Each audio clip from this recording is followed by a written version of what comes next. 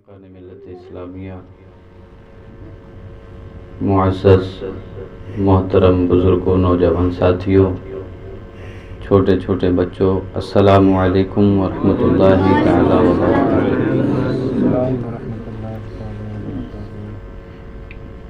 نحمده ونصلي ونسلم على رسوله الكريم، اما بعد فاعوذ باللہ من الشیطان الرجیم، بسم اللہ الرحمن الرحیم۔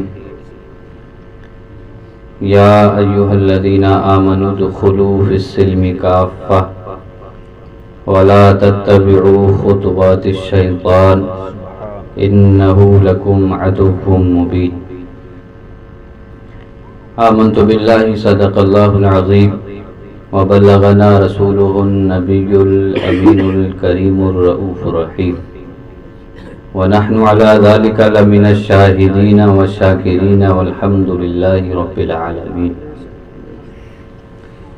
یا خدا بہر جناب مصطفیٰ امداد کن، یا رسول اللہ از بہر خدا امداد کن، یا شہید کربلا یا دافع کرب و بلا، گل رخا شہزادہ گلگوں قبا امداد کن۔ غوث اعظم بمن بے سر و ساما، مدد قبلہ دین، مدد کعبہ ایمان، مدد بگرداب بلا افتاد کشتی، مدد کن یا معین الدین چشتی۔ دل کی عطا گہرائیوں کے ساتھ نبی پاک صاحب الاولاق سیاح افلاک، باعث تخلیق کائنات، اللہ کے محبوب دانہ غیوب، منزہ عن العیوب، آمنہ کے دلارے، عبداللہ کے جگر پارے، حضور احمد مجتبی محمد مصطفیٰ صلی اللہ تعالی علیہ وعلا آلہ وبارک وسلم کے دربار عالیہ میں جھوم جھوم کر درود و سلام کا نذرانہ عقیدت پیش کریں۔ اللہم صلی علی سیدنا و مولانا محمد معدن الجود والکرم وآلہ وبارک وسلم، صلاۃ و سلام علیک یا رسول اللہ۔ مجھ سے قبل آپ نے ماہر خطابت حضرت علامہ مولانا محمد طاہر صاحب قبلہ سے بہت ہی ناصحانہ خطاب سماعت فرمایا، اور ان سے قبل آپ نے اپنی مسجد کے امام و خطیب، فصیح اللسان بلیغ البیان، ماہر شاعری و خطابت حضرت علامہ مولانا محمد صدام صاحب قبلہ سے نظم و کلام بہت اچھی طرح سماعت فرمائے، اور آپ کے بیچ بار بار جو مہمانوں کو آپ کے سامنے پیش کر رہے ہیں، فن نظامت کے ماہر حضرت مولانا محمد وارث صاحب قبلہ، ان سے بھی آپ نظامت سماعت کر رہے ہیں۔ توجہ ہے آپ کی؟ مچل کے بول دیجئے سبحان اللہ۔ ماشاءاللہ، آپ کی آواز میں اب بھی دم ہے، اور انشاءاللہ میری تقریر کے دوران آپ کی آواز میں دم ہی رہے گا۔ کہیے انشاءاللہ۔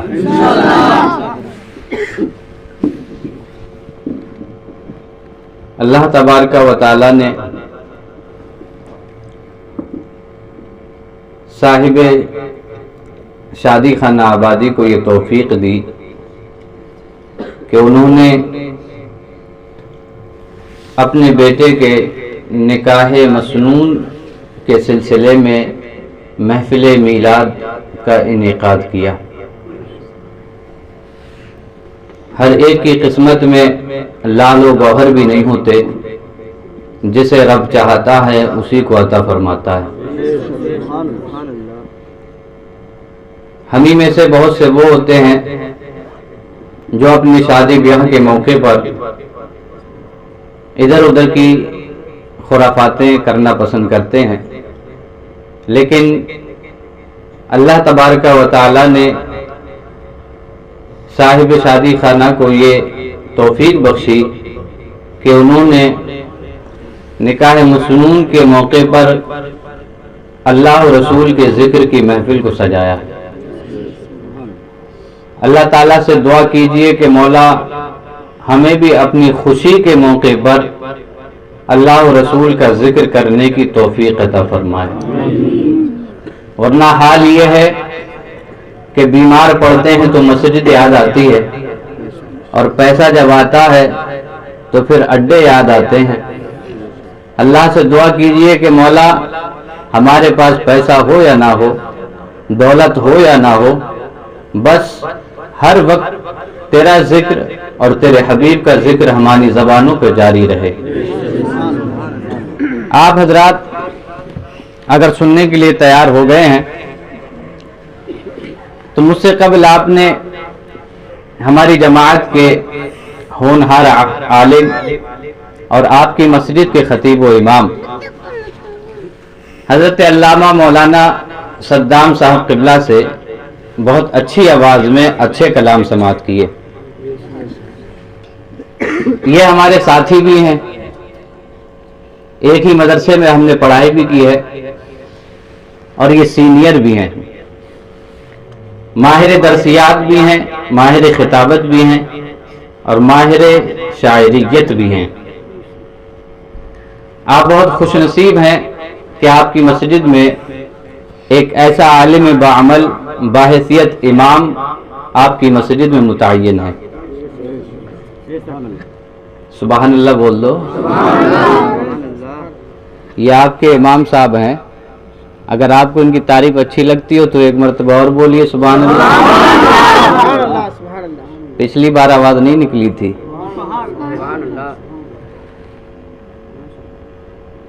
دیکھیے اپنے اماموں کی قدر کیجیے۔ دین جو پھیلتا ہے وہ مسجدوں اور مدرسوں سے پھیلتا ہے۔ ہماری مسجدوں میں جو امام ہوتے ہیں وہ ہمیں کہاں سے ملتے ہیں؟ مدرسوں سے، اور یہی امام جو مدرسوں سے فارغ ہوتے ہیں ہمیں مسجد میں آ کے دین سمجھاتے ہیں۔ تو مدرسے کی بھی مدد کیجیے، مسجد کی بھی مدد کیجیے، اور جو آپ کو دین سے کہتا ہے اس کی بھی مدد کیجیے۔ میں آپ حضرات کے گوشے گزار امام اہل سنت مجدد دین و ملت الشاہ امام احمد رضا خان فاضل بریلوی کے لکھے ہوئے کچھ اشعار آپ تک پہنچانے کی کوشش کر رہا ہوں، اور دیکھتا ہوں کہ آپ کس طرح تیار ہیں۔ مچل کے بول دیجئے سبحان اللہ۔ لطف ان کا ہو جائے گا، لطف ان کا ہو جائے گا، شاد ہر ناکام ہو جائے گا، جان دے دو وعدے دیدار پر، مچل کے بول دیجئے سبحان اللہ۔ جان دے دو وعدے دیدار پر،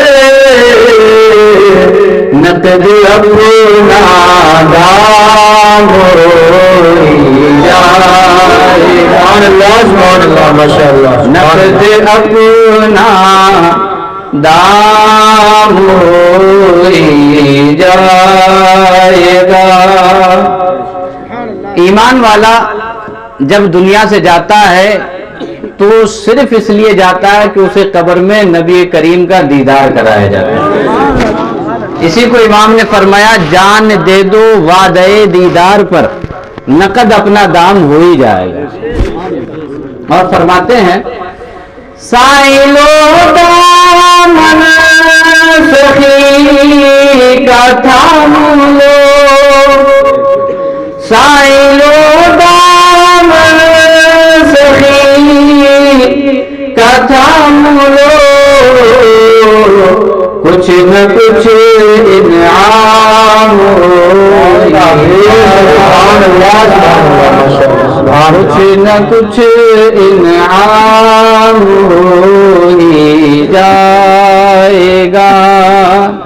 اور مقطع میں فرماتے ہیں اے رضا ہر کام کا ایک وقت ہے، اے رضا ہر کام کا ایک وقت ہے، دل کو بھی آرام ہو ہی جائے.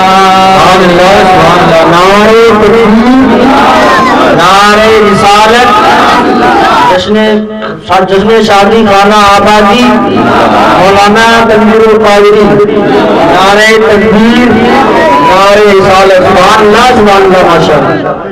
اللہ تبارک و تعالی قرآن مجید فرقان حمید کے اندر ارشاد فرماتا ہے یا ایھا الذین آمنوا ادخلوا فی السلم کافہ، اے ایمان والو اسلام میں پورے پورے داخل ہو جاؤ. ولا تتبعوا خطوات الشیطان، اور شیطان کے نقش قدم پر نہ چلو. کیوں؟ انہ لکم عدو مبین، بے شک وہ تمہارا کھلا دشمن ہے. اللہ تعالیٰ نے اس آیت مقدسہ کے اندر ایمان والوں کو مخاطب کیا اور فرمایا کہ اے ایمان والو اسلام میں پورے پورے داخل ہو جاؤ. اے اللہ ہم ایمان لے آئے، کیا اسلام میں داخل نہیں ہوئے؟ کیونکہ اللہ نے ایمان والوں سے کہا یا ایھا الذین آمنو، اے ایمان والو اسلام میں پورے پورے داخل ہو جاؤ. جیسے کہ آپ محفل میں بیٹھ جاؤ تو آپ کہیں گے کہ مولوی صاحب ایک بات سمجھ میں نہیں آئی، ہم تو محفل میں بیٹھے ہیں، پھر آپ نے کیوں کہا کہ محفل میں بیٹھ جاؤ؟ تو یہاں مطلب یہ ہے کہ آپ سکوت کے ساتھ، خاموشی کے ساتھ اور چین کے ساتھ آپ یہاں پر بیٹھ جاؤ، ادھر ادھر توجہ مت کرو، ادھر ادھر کی باتیں مت کرو. یعنی محفل میں تو ہو لیکن سکون سے بھی بیٹھ جاؤ. اس لیے اللہ نے کہا اے ایمان والو اسلام میں پورے پورے داخل ہو جاؤ. پتہ چلا ہم ایمان تو لے آئے ہیں لیکن ابھی اسلام میں پورے طریقے سے داخل نہیں ہوئے. پھر داخل کیسے ہوں گے؟ داخل اس طرح ہوں گے کہ ہماری صبح ہو تو شریعت کے دائرے میں ہو، ہماری دوپہر ہو تو شریعت کے دائرے میں ہو، ہماری شام ہو تو شریعت کے دائرے میں ہو، بچے کی پیدائش کا فنکشن ہو تو شریعت کے دائرے میں ہو، برتھ ڈے ہو تو شریعت کے دائرے میں ہو، بچے کا عقیقہ ہو تو شریعت کے دائرے میں ہو، شادی بیاہ کا موقع ہو تو شریعت کے دائرے میں ہو، باقی اور جشن ہو تو شریعت کے دائرے میں ہو.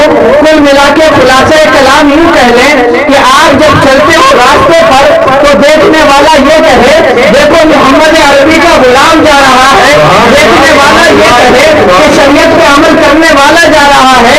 یعنی پتہ یہ لگا کہ ایمان لا کے صرف ایمان لانا کافی نہیں بلکہ ایمان لا کے اسلام پہ عمل کرنا بھی ضروری ہے. نعرہ تکبیر، نعرہ رسالت، نعرہ مسلک اعلیٰ حضرت، مسلک اعلیٰ حضرت جشن شادی خانہ آبادی مولانا تنویر القادری. نعرہ تکبیر، نعرہ رسالت. سبحان اللہ، سبحان اللہ. یہ پروگرام سجایا گیا شادی کے سلسلے میں. اب میں آپ کو ایک ایسی شادی سنانے جا رہا ہوں کہ جس کی مثال نہ ہی دنیا پہ ملتی ہے اور نہ ہی آسمانوں پہ ڈھونڈے سے ملتی ہے. وہ شادی کس کی ہے؟ شادی اس کی ہے جو جنتی عورتوں کی سردار ہے. شادی اس کی ہے جو ولیوں کا سردار ہے. یعنی کھل کے کہہ لیں جو شہزادی رسول ہے، جس کا نام فاطمہ ہے، جس کا لقب بطول ہے، جس کو حضور نے فرمایا فاطمہ بضعۃ منی، فاطمہ میرے جگر کا ٹکڑا ہے، نبی پاک صلی اللہ علیہ وسلم نے اسی فاطمہ کی شادی حضرت علی سے فرمائی۔ لیکن شادی ہوئی کیسے؟ حضور صلی اللہ علیہ وسلم جب مدینہ شریف تشریف لے آئے اور صحابہ اکرام کے درمیان یہ بات چھڑی کہ نبی پاک صلی اللہ علیہ وسلم کی پیاری بیٹی، چہیتی بیٹی، چھوٹی بیٹی حضرت فاطمہ الزہرا رضی اللہ تعالیٰ عنہا شادی کے لائق ہو گئی ہیں۔ بڑے بڑے مشرف لوگوں نے، باشرف لوگوں نے حضرت فاطمہ الزہرا کے لیے پیغام نکاح بھیجا، لیکن نبی پاک صلی اللہ علیہ وسلم نے سب کو منع فرما دیا، کہا میں شادی اسی سے کروں گا جس سے میرا رب چاہے گا۔ حضرت ابو بکر صدیق اکبر نے پیغام بھیجا، انکار کر دیا گیا۔ عمر فاروق اعظم نے پیغام بھیجا، انکار کر دیا گیا۔ دیگر صحابہ اکرام نے پیغام نکاح بھیجا، لیکن انکار کر دیا گیا۔ اب یہ صحابہ اکرام یعنی حضرت صدیق اکبر، حضرت عمر فاروق اعظم اور حضرت سعد بن معاذ مسجد نبوی میں تشریف فرما تھے۔ ایک موضوع پہ بات چھڑ گئی، شادی کا موضوع تھا۔ صدیق اکبر کہنے لگے کہ بہت بڑے بڑے لوگوں نے اور باعزت لوگوں نے نبی پاک کی شہزادی کے لیے پیغام نکاح بھیجا ہے، لیکن حضور نے سب کو منع کر دیا، کسی کو بھی اقرار نہیں کیا۔ حضرت صدیق اکبر یہی بات کہہ ہی رہے تھے کہ حضرت عمر فاروق اعظم بولے ہاں میں نے بھی ایسا کیا ہے اور میں نے بھی سنا ہے کہ حضور نے سب کو منع کر دیا ہے۔ حضرت سعد بن معاذ بولے لیکن ایک ہستی ہے جس نے ابھی تک پیغام نکاح نہیں بھیجا ہے۔ حضرت صدیق اکبر نے کہا کون ہے؟ کہا وہ مولا علی ہے، علی ہے جنہوں نے ابھی پیغام نکاح نہیں بھیجا ہے۔ حضرت صدیق اکبر نے کہا مجھے یقین ہے اگر علی پیغام نکاح بھیجیں گے تو رسول اللہ اس کو ضرور قبول فرما لیں گے۔ سبحان اللہ سبحان اللہ۔ حضرت صدیق اکبر رضی اللہ تعالیٰ عنہ نے جب یہ بات کہی تو تینوں حضرات کے درمیان بات ہوئی، کہا ہاں یہ تو بات ہے، حضرت علی رضی اللہ تعالیٰ عنہ نے ابھی پیغام نکاح نہیں بھیجا ہے۔ کہا امید ہے کہ اگر حضرت علی پیغام نکاح بھیجیں گے تو حضور منع بھی نہیں فرمائیں گے، ضرور قبول فرما لیں گے۔ حضرت صدیق اکبر نے کہا چلو ہم حضرت علی سے ملتے ہیں اور ان سے ملاقات کرتے ہیں، پوچھتے ہیں کہ تم نے ابھی تک پیغام نکاح کیوں نہیں بھیجا حضرت فاطمہ الزہرا کے لیے۔ اب یہ تینوں حضرات مسجد نبوی سے نکلنے کے بعد گھر پہ پہنچے، معلوم ہوا کہ حضرت علی ابھی گھر پہ نہیں ہے۔ کسی نے بتایا کہ فلاں انصاری صحابی کے باغ میں اپنی اونٹنی کے ذریعے باغ میں پانی دے رہے ہیں، یعنی حضرت علی رضی اللہ تعالیٰ عنہ مزدوری فرما رہے تھے۔ مزدوری کرنا کوئی عار نہیں ہے، مزدوری کرنا کوئی شرم کی بات نہیں ہے، تجارت کرنا کوئی بے شرمی کی بات نہیں ہے، بلکہ یہ تو حضرت علی کی سنت ہے۔ ہمارے حضرت علی رضی اللہ تعالیٰ عنہ شیر خدا مزدوری کیا کرتے تھے، پتہ لگا کسی کے باغ میں پانی دے رہے ہیں، حضرت صدیق اکبر رضی اللہ تعالیٰ عنہ، حضرت عمر فاروق اعظم رضی اللہ تعالیٰ عنہ اور حضرت سعد بن معاذ رضی اللہ تعالیٰ عنہ یہ تینوں حضرات چلے اور باغ کے پاس پہنچے، دیکھا کہ واقعی حضرت علی وہاں پر موجود ہیں اور اپنی اونٹنی کے ذریعے باغ میں پانی دے رہے ہیں۔ حضرت صدیق اکبر نے آواز لگائی علی ادھر آؤ۔ حضرت علی دوڑتے ہوئے آئے، ان سے پوچھا کیا بات ہے، آپ لوگ یہاں کیوں تشریف لائے ہیں؟ حضرت صدیق اکبر نے کہا ہم یہاں پہ تشریف اس لیے لائے ہیں کہ بہت سے بڑے بڑے لوگوں نے حضرت فاطمہ کے لیے پیغام نکاح بھیجا ہے لیکن آپ نے ابھی تک نہیں بھیجا، اور ہمیں امید ہے کہ اگر آپ پیغام نکاح بھیجیں گے تو حضرت رسول کریم ضرور قبول فرما لیں گے۔ حضرت علی رضی اللہ تعالیٰ عنہ نے جب اتنی بات سنی آپ کی آنکھوں میں آنسو آ گئے، آنکھوں سے آنسو ڈھل کے رخسار کا بوسہ لینے لگے۔ حضرت صدیق اکبر نے کہا علی کیا بات ہوئی، ہم نے کوئی ایسی بات تو نہیں کہی کہ تمہاری آنکھوں سے آنسو نکل آئے، کیا وجہ ہے؟ حضرت علی عرض کرنے لگے، کہا کہ وجہ یہ ہے کہ میں غربت کا مارا ہوں، غریب ہوں، میرے پاس اتنا مال و دولت نہیں کہ میں شادی کر سکوں۔ حضرت صدیق اکبر رضی اللہ تعالیٰ عنہ نے کہا علی تم پیغام نکاح بھیجو، باقی اخراجات میں اٹھا لوں گا۔ کاش ایسا بھی آج کوئی پیدا ہو کہ کسی غریب کی جھوپڑی میں جا کے کہے کہ تمہاری بیٹیاں جوان ہو گئی ہیں، تمہاری بیٹیاں بڑی ہو گئی ہیں، تمہاری بیٹیاں شادی کے لائق ہو گئی ہیں، تم شادی کی تیاری کرو، باقی خرچہ میں اٹھا لوں گا. میرا ایقان کہتا ہے اگر یہ بات آپ نے کسی غریب کی جھوپڑی میں جا کے کر دی تو قیامت کا سما ہوگا اور صدیق اکبر ہوں گے اور کہتے ہوں گے اسے میرے جھنڈے کے تلے لایا جائے، جو کام میں نے کیا تھا وہی اس نے کیا ہے. سبحان اللہ سبحان اللہ. نعرہ تکبیر، نعرہ رسالت، نعرہ غوث، مسلک اعلیٰ حضرت جشن شادی خانہ آبادی مولانا امیر القادری. نعرہ تکبیر، نعرہ رسالت. سبحان اللہ سبحان اللہ. بات سمجھ میں آ رہی ہے آپ کی؟ حضرت علی رضی اللہ تعالیٰ عنہ نے کہا میں غربت کما رہا ہوں.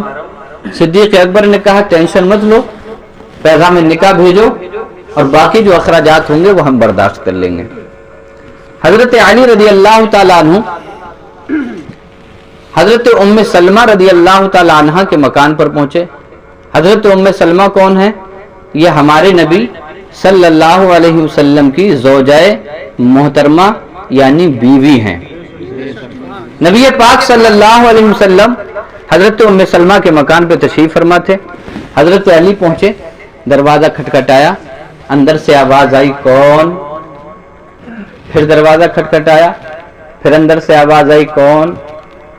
حضور صلی اللہ علیہ وسلم نے ارشاد فرمایا ام سلمہ یہ وہ ہیں جو اللہ سے اور اس کے رسول سے محبت کرتے ہیں اور اللہ و رسول ان سے محبت فرماتے ہیں. حضرت ام سلمہ رضی اللہ تعالی عنہا نے کہا یا رسول اللہ میں سمجھی نہیں یہ کون ہے؟ حضرت رسول گرامی وقار نے ارشاد فرمایا ام سلمہ یہ میرا بھائی علی ہے، علی ہے.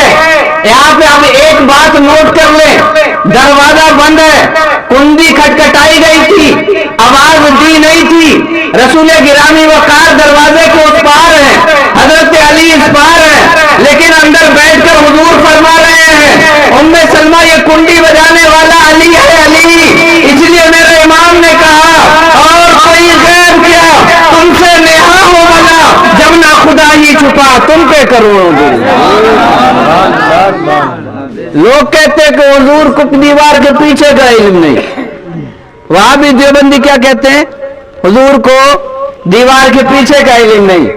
دیکھ حضور صلی اللہ علیہ وسلم گھر میں ہیں، دروازہ بند ہے، دروازے کے اس پار علی ہیں، لیکن حضور فرما رہے ہیں ام سلمہ دروازہ کھول دو یہ میرا بھائی علی تشریف لایا ہے. دروازہ کھلا، حضرت علی رضی اللہ تعالیٰ عنہ اندر تشریف لے گئے. اب بیٹھ گئے حضور کے سامنے اور انگلی سے زمین کو کریدنے شروع کر دیا.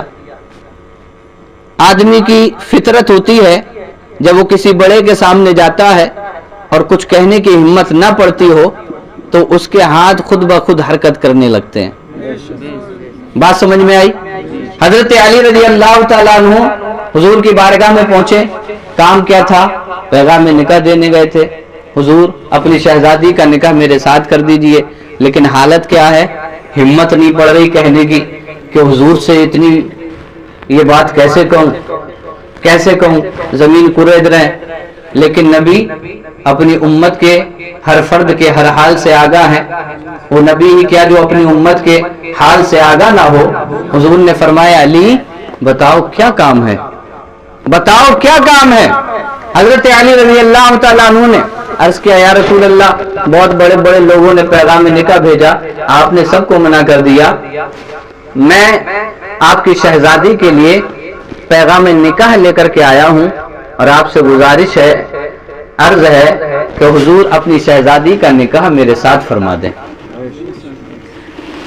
نبی پاک صلی اللہ علیہ وسلم نے جب حضرت علی کے منہ سے یہ بات سنی تو آقا مسکرائے، آقا مسکرائے، جس کی تسکی سے روتے ہوئے ہنس پڑے، اس تبسم کی عادت پہ لاکھوں سلام، اس تبسم کی عادت پہ لاکھوں سلام۔ حضور ہنس پڑے، مسکرائے۔ حضرت علی رضی اللہ تعالیٰ عنہ نے عرض کیا یا رسول اللہ آپ مسکرائے کیوں؟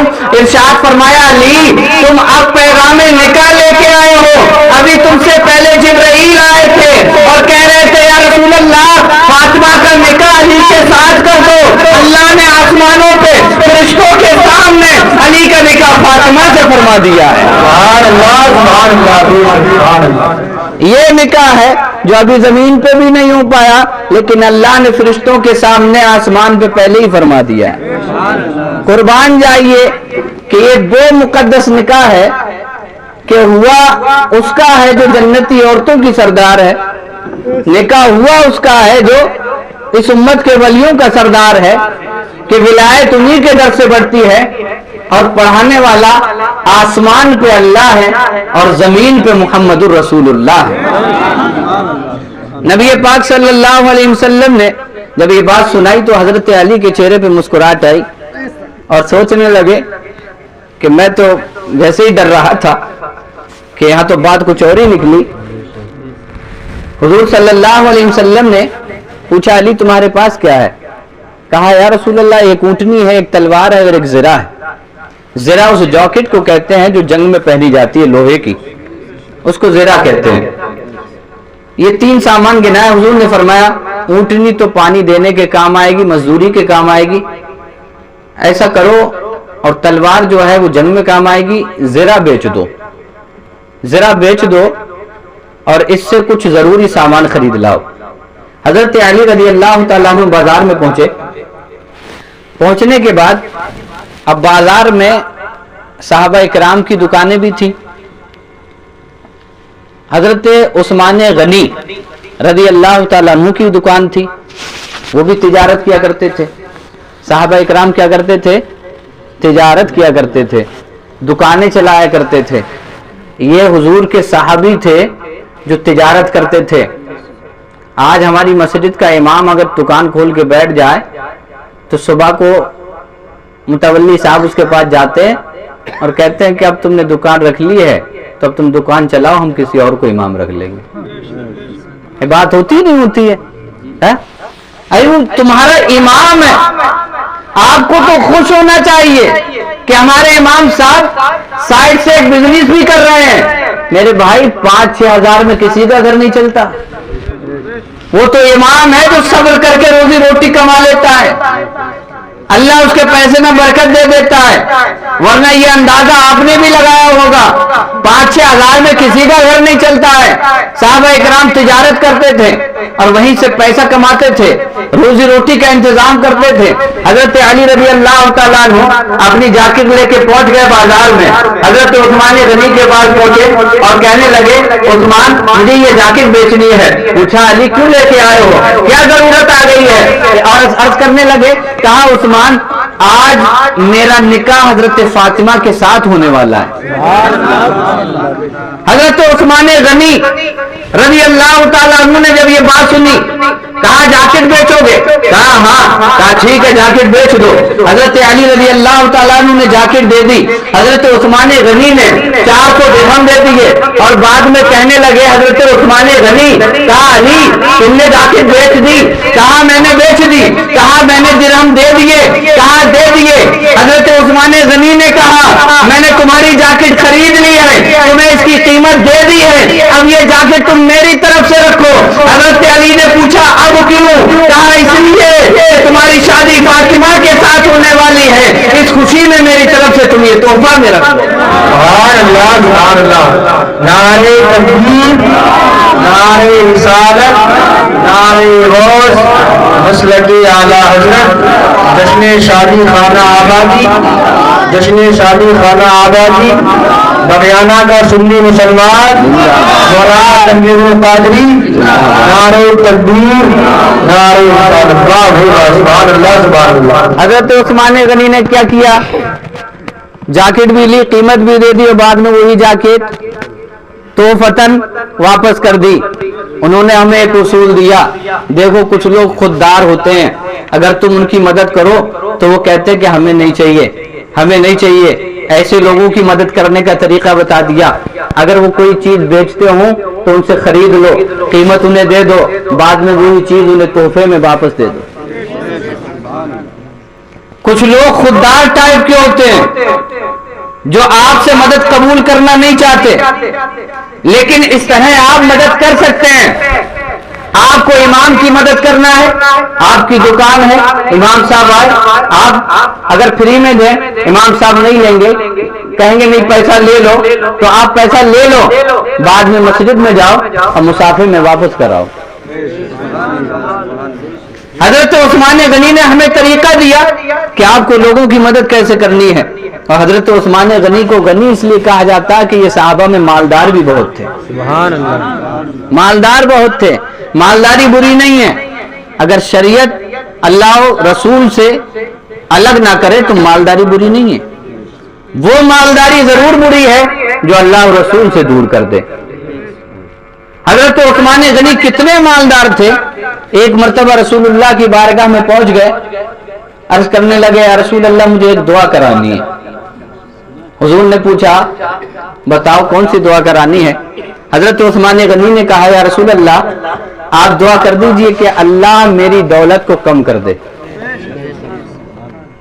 یہ حضرت عثمان غنی مالدار آدمی, اور دعا کیا کرانے پہنچے, یا رسول اللہ سے دعا کیجئے کہ اللہ میری دولت کو کم کر دے.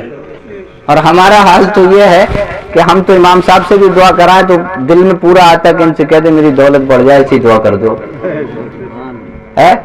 میرا بینک بیلنس بڑھ جائے, میری زمینیں نری ہو جائیں, ایسی دعا کر دو. یہ حضرت عثمان غنی ہے. آپ کو اگر زمینیں بڑھانا ہے, پیسہ بڑھانا ہے, دولت بڑھانا ہے تو حضرت عثمان غنی سے سیکھو. حضرت عثمان غنی نے عرض کیا یا رسول اللہ دعا کر دیجئے کہ اللہ میری دولت کو کم کر دے. نبی پاک صلی اللہ علیہ وسلم نے دست اٹھائے, ہاتھ شریف اٹھائے اور دعا کرنے ہی والے تھے کہ حضرت جبریل امین حاضر ہوئے, عرض کرنے لگے یا رسول اللہ حضرت عثمان غنی کے لیے دعا مت کرنا, حضرت عثمان غنی کے لیے دعا مت کرنا. حضور نے پوچھا جبرائیل وجہ کیا ہے. حضرت جبرائیل کہنے لگے یا رسول اللہ نے فرمایا ہے کہ محبوب کو روک دو, یہ دعا نہ کریں. کیوں؟ اس لیے کہ عثمان کی دولت اس وقت تک بڑھتی چلی جائے گی جب تک کہ یہ اللہ کی راہ میں خرچ کرتے رہیں گے. دولت بڑھانا ہے, اللہ کی راہ میں خرچ کیجئے, غریبوں کو دیجئے, مسکینوں کو دیجئے, کسی کی جھوپڑی ہے تو اس کا لنٹر پڑوا دیجئے. اگر دولت بڑھانا ہے تو اللہ کی راہ میں خرچ کرنا سیکھیے. حضرت عثمان غنی کی دولت کیوں بڑھ رہی کہ وہ اللہ کی راہ میں زیادہ خرچ کرتے ہیں, اور خرچ کرنے کا ایک انداز آپ نے دیکھ لیا کہ جاکٹ تو خریدی لیکن واپس کر دی, اور کیا کہہ کے کہ آپ کی شادی کا تحفہ ہے. حضرت علی رضی اللہ تعالیٰ عنہ نے ضروری سامان خریدا, حضور کی بارگاہ میں پہنچے. پہنچنے کے بعد عرض کیا یا رسول اللہ میں ضروری سامان لے آیا ہوں. نبی پاک نے ارشاد فرمایا علی جاؤ مسجد میں بیٹھ جاؤ, چند صحابہ اکرام آ جائیں اور ہم آ رہے ہیں تمہارا نکاح پڑھا دیں گے. سبحان اللہ. حضرت علی رضی اللہ تعالیٰ عنہ مسجد میں پہنچے, حضور صلی اللہ علیہ وسلم بھی پہنچے اور صحابہ اکرام بھی موجود. حضور نے حضرت علی کا نکاح پڑھا دیا. نکاح پڑھانے کے بعد حضرت علی کو بلایا, حضرت فاطمہ کو بلایا. اس پوائنٹ پہ میں آپ کی توجہ چاہوں گا. حضرت علی سے کہا علی تم گھر کے باہر کے کام انجام دو گے اور فاطمہ تم گھر کے اندر کے کام انجام دو گے. ہمارے نبی نے ہمیں زندگی جینے کا ایک بہترین اصول دیا. علی سے فرمایا تم باہر کے کام کیا کرو گے اور فاطمہ تم گھر کے اندر کے کام کیا کرو گے. گھر میں جھگڑا اسی وقت ہوتا ہے جب شوہر کام پہ نہ جائے, جب شوہر اپنی ذمہ داری نہ نبھائے. گھر میں جھگڑا اسی وقت ہوتا ہے جب بیوی وقت کے کپڑے نہ دھوئے, جب بیوی وقت پہ کھانا نہ بنائے, جب بیوی وقت پہ برتن نہ دھوئے. گھر میں جھگڑا اسی وقت ہوتا ہے. اب حضور نے ایک اصول دے دیا کہ مرد کو گھر کے باہر کے کام کرنا ہے, عورت کو گھر کے اندر کے کام کرنا ہے. اس اصول پر جب تک امت چلتی رہی اللہ تعالیٰ اس امت کو کامیابی دیتا رہا. لیکن آج کے دور میں کیا ہوا، شوہر تو گھر میں ہے، بیوی باہر جا رہی ہے، کیا کروں، جاب کرنے جا رہی ہے، انگلش کا لفظ لے لیا، جاب کرنے جا رہی ہے۔ نوکری بھی کوئی نہیں بولتا اب تو، جلدی نوکری کوئی برا لفظ ہے؟ نوکری کا مطلب تو یہی ہے دوسرے کے پاس کام کرنا، لیکن جو سرکاری لگ جاتے ہیں وہ کیا کہتے ہیں، میں تو جاب پہ ہوں، میں تو جاب کر رہا ہوں، میں سرکاری جاب کر رہا ہوں۔ وہ نہیں کہتا میں سرکاری نوکری پہ ہوں، اس کی توہین ہوتی ہے اس میں۔ اللہ کے معنی ایک ہی ہے۔ اسلام نے اصول دیا، مرد باہر کے کام کرے گا، عورت گھر کے اندر کے کام کرے گی، لیکن آج معاشرے میں الٹا ہوا، مرد تو گھر پہ بیٹھنے لگا اور بیوی جانے لگی کام کرنے کے لیے، جاب کا بہانہ، کام کرنے نکل گئی۔ کھانا کون بنائے، کپڑے کون دھوئے، برتن کون دھوئے، شوہر کرے گا، اور شوہر اپنی شان کے خلاف یہ کام سمجھتا ہے، تو گھر میں سوائے جھگڑوں کے کچھ نہیں۔ تو آج کا دور دیکھ لیں، جو عورتیں باہر کام کرنے نکلتی ہیں ان کے گھر میں سکون نہیں ہوتا۔ جو رسول اللہ صلی اللہ علیہ وسلم کی تعلیم کے خلاف گیا اس کی زندگی سے سکون اٹھا لیا گیا، جو شریعت کے خلاف کام کرنے لگا اس کی زندگی سے سکون اٹھا لیا گیا۔ یہی وجہ ہے کہ ہمارے ہاں شادی تو ہو جاتی ہے لیکن بعد میں پریشانیاں کیوں آتی ہیں، کیونکہ ہم نے جو سنت کام تھا، جو مسنون کام تھا، جو رسول اللہ کی سنت تھی، اس کو کرنے کے لیے ہم نے ڈی جے بھی منگائے، ہم نے رقاصائیں بھی منگائی، ہم نے نچنیوں کو بھی منگایا، ہم نے خوب دھوم دھام سے شادی کی اور ڈھول تاشے بھی بجائے، پھر کہتے کہ گھر میں برکت نہیں، پھر کہتے کہ شادی بیاہ میں برکت نہیں، پھر کہتے گھر میں لڑائیاں ہوتی ہیں۔ ارے صاحب گھر میں لڑائیاں نہیں ہوں گی تو کیا ہوگا؟ تم کرنے چلے تھے سنت رسول اللہ ادا کرنے چلے تھے، لیکن اسی سنت کو تم نے پامال کر دیا، اسی سنت کو حرام کاموں میں لگا دیا، اسی سنت میں تم نے حرام کام بڑھ دیے۔ جب سنت کی توہین کرو گے تو اللہ تعالیٰ تمہیں ایسے دن ہی دکھائے گا۔ اگر برکت چاہیے تو شریعت کے خلاف مت جاؤ، اگر برکت چاہیے تو سنت کو سنت کے مطابق ادا کرو۔